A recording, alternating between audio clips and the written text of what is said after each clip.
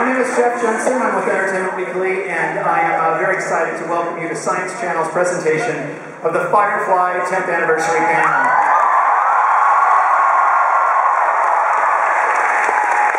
I had a very long and florid intro that argues the importance of Firefly, but I think you know it.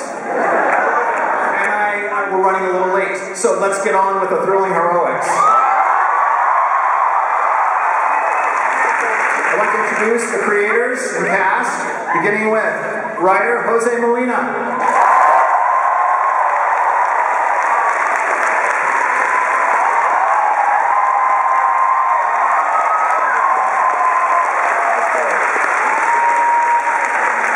Executive producer Tim Minear.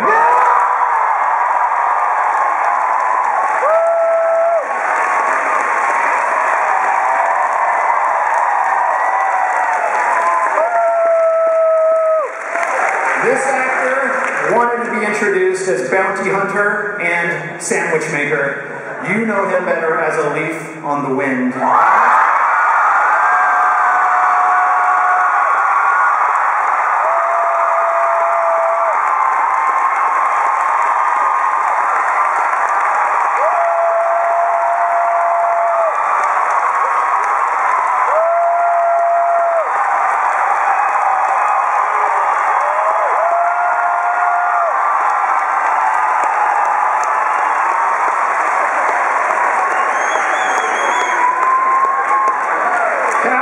Tight pants or sometimes no pants.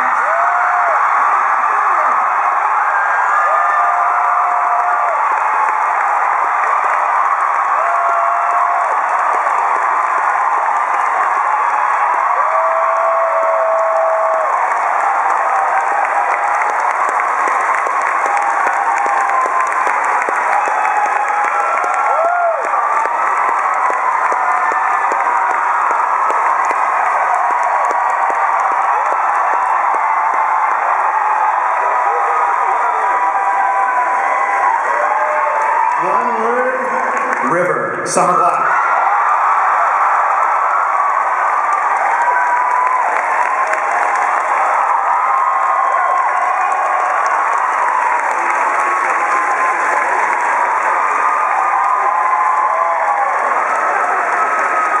A good doctor, a better brother, Sean Marr.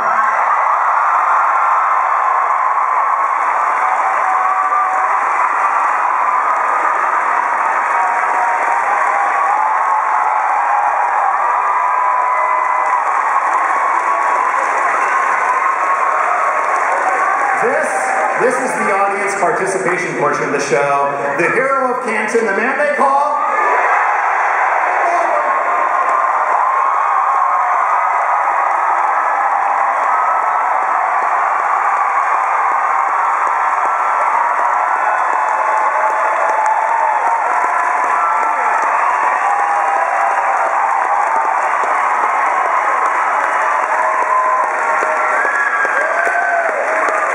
Last but not least, the creator of Buffy, Angel. The director of the third biggest movie of all time, Josh Whedon.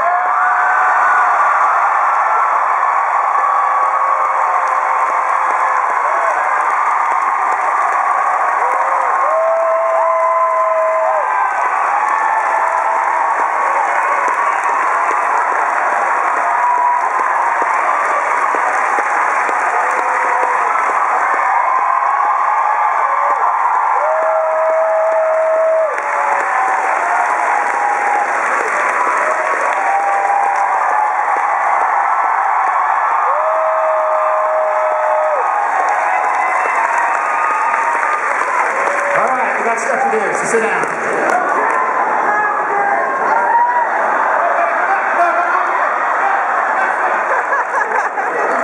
I got this one.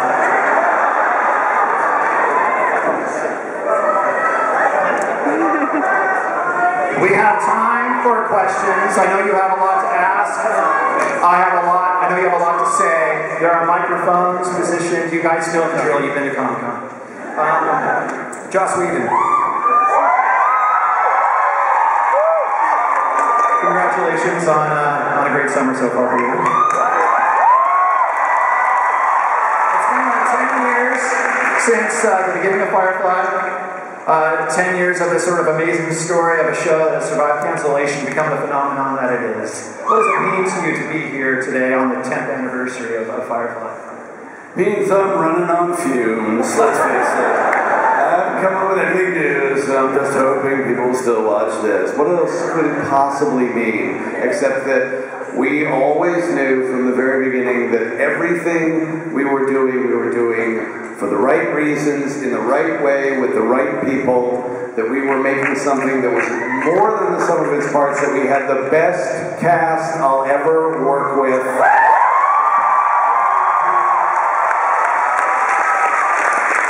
We also had Alan,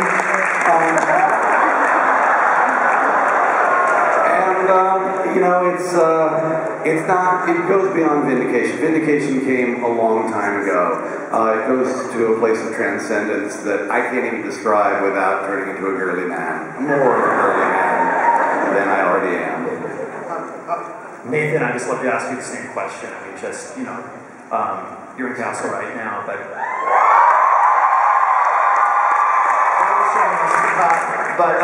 Mal Reynolds, what does he mean to you, and what does it mean to be here today?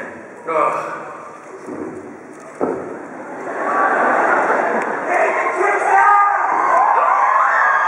If I can get through this without crying, it'll look a lot cooler. Firefly was a lot first for me.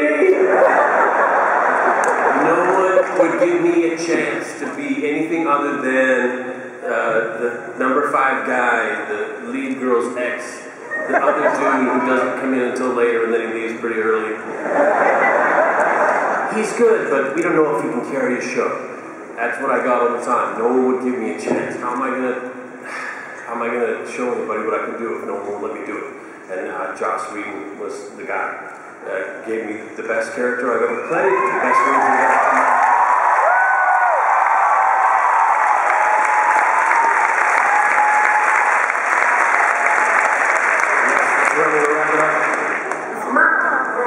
Joss, 10 years ago when you created Firefly, what was on your mind? What kind of science fiction show did you want to create? How did it begin?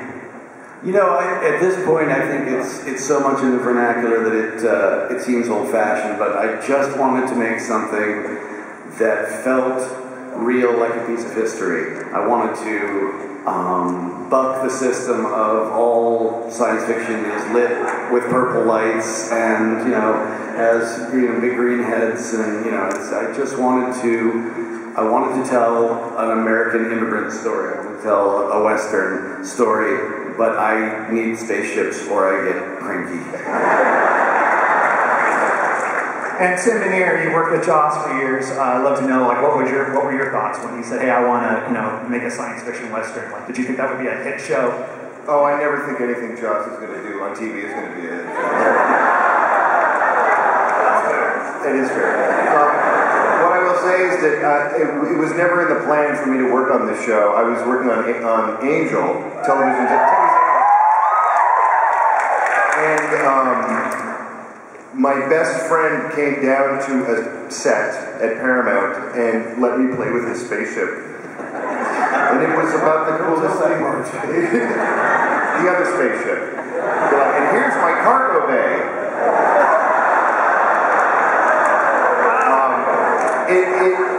Look, I was a geeky kid growing up. I went to cons, and you know, that's what I did. And Joss Whedon, the coolest guy in Geekland, said, "Come be on my spaceship," and it means as much to me now as it did then, which is kind of a lot. Yeah, I have to, give the dark underbelly of that story as well, which involves betraying David Greenwald, which is always funny. And because I promised him I would never take Tim Minear off of Angel. And a very good friend and a very wise woman, Marty Noxon, and said, "Joss, you need Tim on Firefly, or you will never leave that set, and the other shows will die."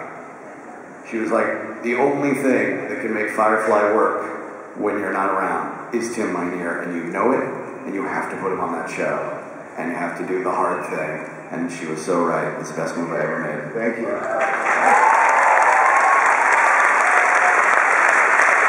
Jose, I'd love to ask a question, Jose. Like, what was it like to tell stories in this world? Because you can tell science fiction stories, you can tell Western stories, you can tell a little bit of both. Like, what was it like for you as a writer? It was kind of like being a pig in shit, honestly. A pig in fecal matter. I had been an assistant on Buffy and Angel. I was Howard Gordon's assistant, so I always felt kind of like the kid on the outside looking in and going, please let me play with the pretty toys. And then Firefly came along after I'd gotten my first gig. And I didn't even have to interview it because I knew Joss and I knew Tim. And so I was invited into the sandbox. And then, you know, it's just like, how hard do you geek out and how hard do you sort of push your own tendencies, which mine were a little more traditional Star Trek-y, sort of old-fashioned sci-fi. And our homework before we started work was to watch a lot of Westerns. So I tried to be as much of what I thought the guys wanted me to be, and pitch along what the whole staff was pitching and try to make it Western. And then ultimately what I wound up writing was the one with the spaceships and the Corvette and all the pretty things and the laser guns and but it was literally a dream come true writing on the show and completely heartbreaking when it went. I have to say, because it was Ariel where you were coming in and just coming up with this amazing heist plot stuff. And any writer will say, and then there's a cool heist, and everyone's like, yes! How do you do that? And you know, my whole thing is, hey, what if they're sad? Hey, what if it's about his father? You know, but the actual like coming up with structure, and then that structure has meaning. Like the stuff you did on that, I was like, oh, thank God we have someone who can do this. And then later on, I'll add more sad. Maybe I'll keep some of it. Sean, you figured prominently in the episode of Ariel. You're like the Danny Ocean of Imperial Hospital heists. I'd love to know, science fiction, Western, fusion of Western culture and Chinese cultures. This sounds kind of really weird. Love to know, kind of like dropping in the middle of this world at the very beginning. I mean, was it difficult? Was it challenging, or did you take to it easy? Was it weird or awesome? Yeah. What was it? It was awesome. I think that's what I love about it. That my first introduction to the world of Firefly actually came out of Joss's mouth. I don't even know if you remember. When we were first meeting the first actors, and we just had all I had was that Simon speech in the pilot to go on, and so I had a lot of questions. So I had said to Joss, the first thing I said was, "Hey, you know, please tell me about this world." So I got to hear it all come from this man's mouth, which was pretty extraordinary. I never once thought of it as science fiction. I don't know who coined the phrase a post-apocalyptic Western, but that's always how I spoke about the show, you know, post-apocalyptic Western.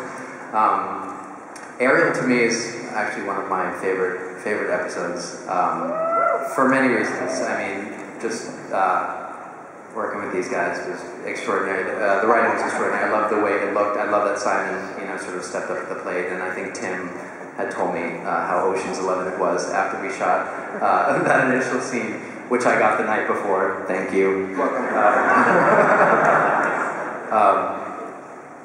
yeah, I don't even know what your question was. I'm still a little bit unsure because you guys are so crazy.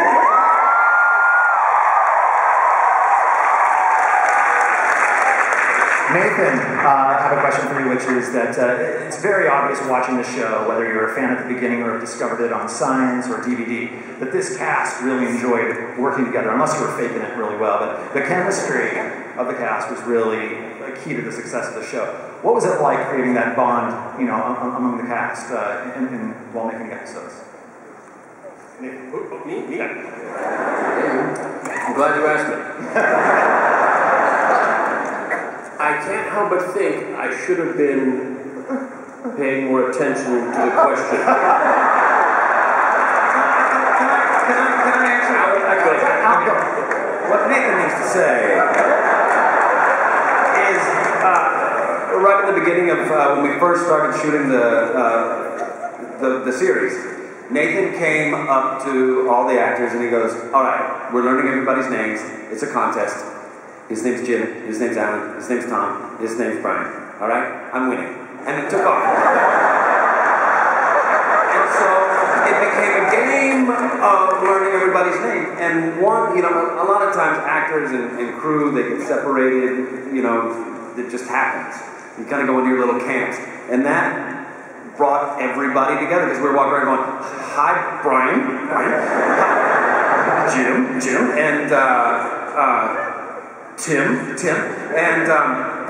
and it brought us together as a family a lot. I think that was the biggest thing.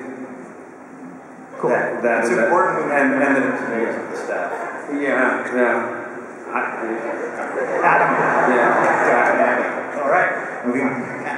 Adam, I have a question for you, but we have a clip to set it up first, so let's roll the clip.